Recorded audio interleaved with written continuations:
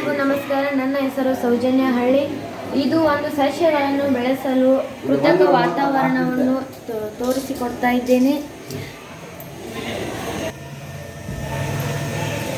ಇಲ್ಲಿ ತಾಪಮಾನ ಮತ್ತು ಇಲ್ಲಿ ನೀರಿನ ವಾತಾವರಣದಲ್ಲಿರುವ ತೇವಾಂಶ ಇಲ್ಲಿ ಭೂಮಿಯಲ್ಲಿರುವ ತೇವಾಂಶವನ್ನು ತೋರಿಸುತ್ತದೆ.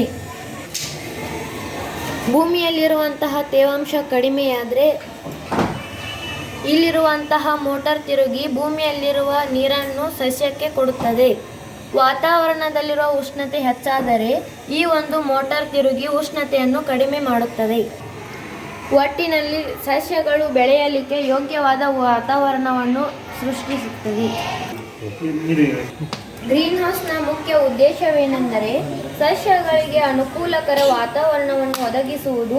ಇದು ಮಣ್ಣಿನ ತೇವಾಂಶ, ತಾಪಮಾನ, ಬೆಳಕಿನ ತೀವ್ರತೆ ಹಾಗೂ ಗಾಳಿಯ ಆರ್ದ್ರತೆ ಮುಂತಾದ ಅಂಶಗಳನ್ನು ಮೇಲ್ವಿಚಾರಣೆ ಮಾಡುತ್ತದೆ. ಸಾಂಪ್ರದಾಯಿಕ ವಿಧಾನದಲ್ಲಿ ಈ ಅಂಶಗಳನ್ನು ಪ್ರತ್ಯೇಕವಾಗಿ ಕೈಯಾರೆ ಅಳೆಯಬೇಕಾಗುತ್ತದೆ ಮತ್ತು ವಿವಿಧ ಸಮಯಗಳಲ್ಲಿ ಪರಿಶೀಲಿಸಬೇಕಾಗುತ್ತದೆ. ತೇವಾಂಶ ಈಗ ಸರಿಯಾಗಿದೆ, ಆದ್ದರಿಂದ ಅದರ ಒಂದು ರೀಡಿಂಗ್ 5000 ತೋರಿಸುತ್ತಾ ಇದೆ. ತೇವಾಂಶ ಕಡಿಮೆ ಆದಾಗ ಕಡಿಮೆ ತೋರಿಸುತ್ತದೆ.